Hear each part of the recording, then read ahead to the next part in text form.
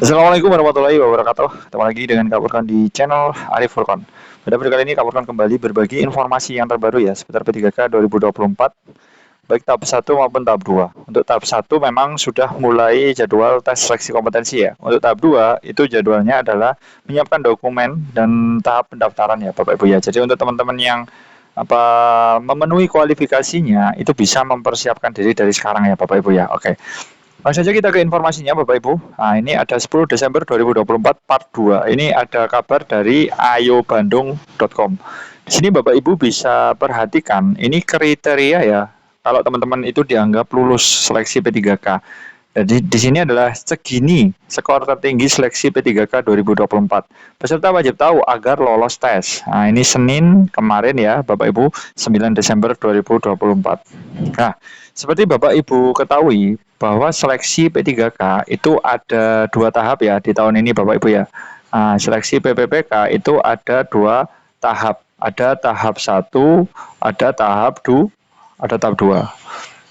Nah, untuk tahap 1 itu sudah mulai ya kan seleksi kompetensi. Nah, jadi nanti harinya itu sampai tanggal kalau nggak salah sih 13 Desember Bapak Ibu ya. Nah, nanti terakhirnya itu tanggal 13 Desember 2024. Nanti nggak tahu nanti Bapak Ibu kebagian di tanggal berapa. Jadi sesuai dengan yang dibagikan jadwal yang dipilihkan oleh pihak Panselnas ya Bapak Ibu ya. Oke.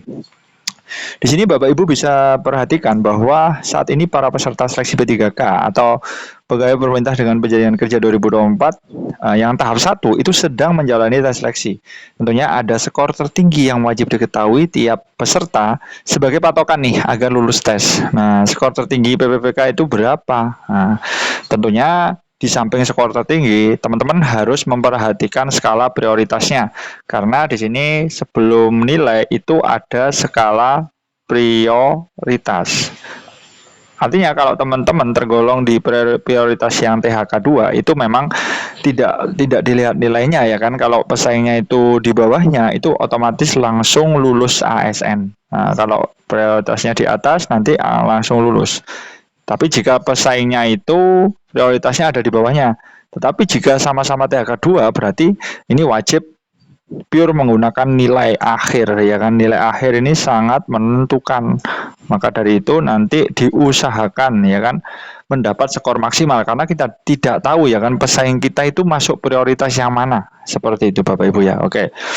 Nah, di sini Bapak Ibu bisa perhatikan bahwa berdasarkan keputusan Menteri Pan-RB nomor 347 nomor 2000 tahun 2024, ini ada mekanisme seleksi P3K tahun anggaran 2024 ada dua macam nih, yaitu tes administrasi dan kompetensi. Nah, administrasi itu sudah dijalankan ya untuk tahap 1. Nah, kompetensi itu sudah berjalan ini. Nah, untuk tes kompetensi ujiannya terbagi atas seleksi kompetensi teknis, manajerial, sosial, kultural. Selain itu ada juga tes wawancara.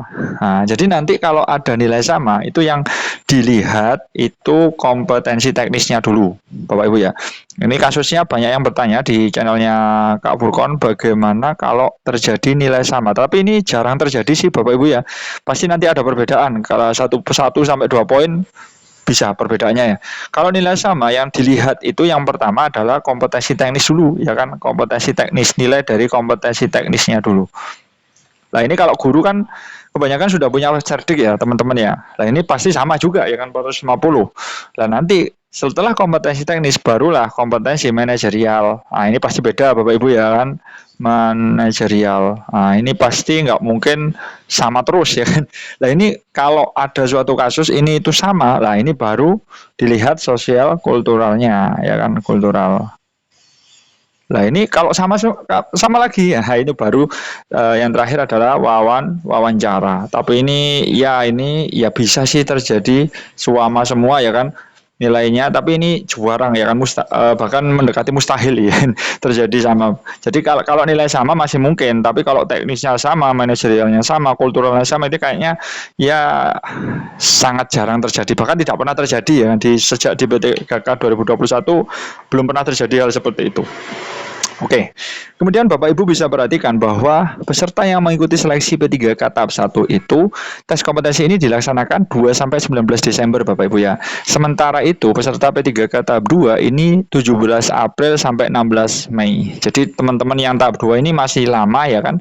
Jadi bisa dipersiapkan dari sekarang karena ini masih lama. Nah, tentunya Bapak Ibu perlu ketahui yang seleksi P3K tahap 2 ini memang formasinya itu menunggu yang tahap 1 Bapak Ibu ya. Jadi kita tidak bisa memilih formasi karena formasi itu menunggu sisa formasi yang ada di tahap 1.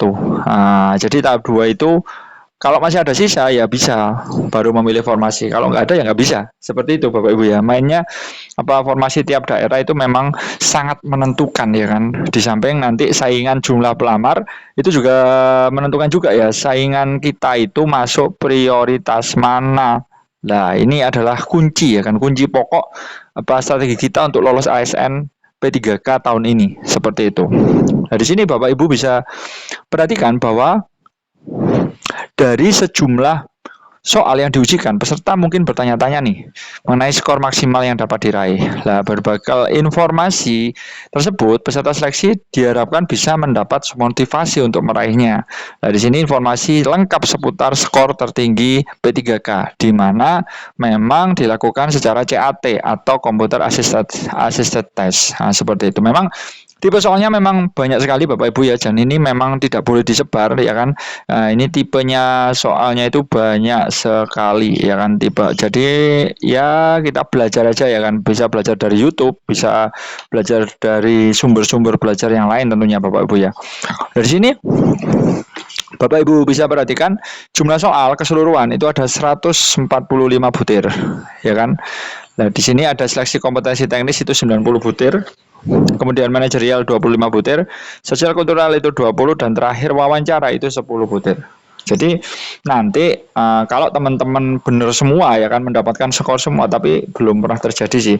Kalau teknis sih aman ya kan, kalau guru punya serdik berarti langsung dihargai skor maksimal.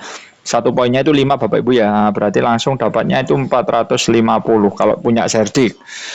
Nah, tapi ini tidak berpengaruh kalau saingan kita itu THK2 ya kan?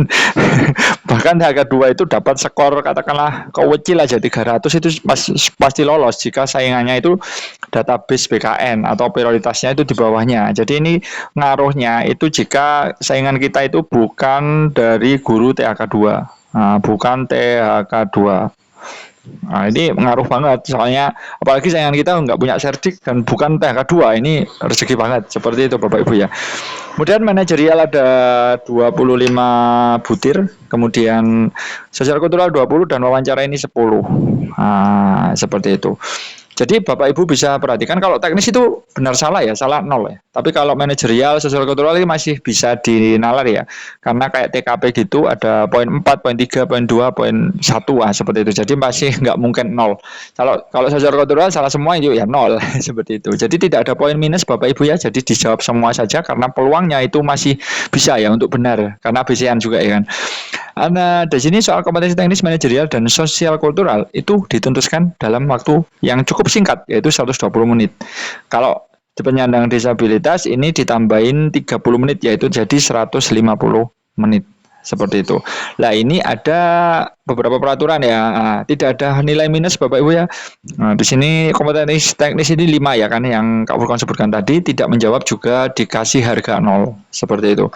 Kemudian manajerial, nah ini kayak TKP ya. Kalau di CPNS itu ada poin 1 terendah dan poin 4 itu tertinggi. Kemudian di sini maksimalnya itu adalah 670 itu kalau benar semua Bapak Ibu ya. Kalau kumulatif, kalau teman-teman ya kan yang tes kemarin itu ada yang dapat skor 600 lebih. Wah, itu tertinggi banget ya kan. 600 lebih. Oh, itu salahnya cuma sedikit Bapak Ibu ya. Jadi ini harapan lolos. Asal ya kan pesaingnya itu bukan THK2. Lagi-lagi kita melihat prioritasnya Bapak Ibu ya. Nah, jadi kalau sekarang 620 katakanlah saingannya THK2 dan Bapak Ibunya ini adalah honorer database BKN ya jelas kalah. Seperti itu Bapak Ibu ya. Nah, di sini memang ada urutan pemeringkatan. Nah, ini Bapak Ibu ya. Yang pertama ini XTHK2. Nah, jadi kalau bersaing dengan ini, berapapun nilainya Bapak Ibu, itu tetap bakal kalah. Pegawai yang terdaftar dalam ini database BKN. Kemudian yang terakhir itu paling sedikit 2 tahun yang belum berdatabase BKN. Seperti itu. Jadi memang tergantung pesaing kita sih Bapak Ibu ya. Ya kemungkinannya ya gimana ya, kita juga tidak bisa memprediksi sih. Ya, ini istilahnya untung-untungan ya kan. Kalau tes ya memang seperti itu. Jadi berdoa saja supaya pesaingnya Bapak Ibu itu tidak katakanlah tidak merugikan lah ya kan, seperti itu. Seperti itu dulu informasi dari Kak Furkon tentang skor tertinggi dari P3K untuk lolos. Salam semangat terus dari Kak Furkon. Wassalamualaikum warahmatullahi wabarakatuh.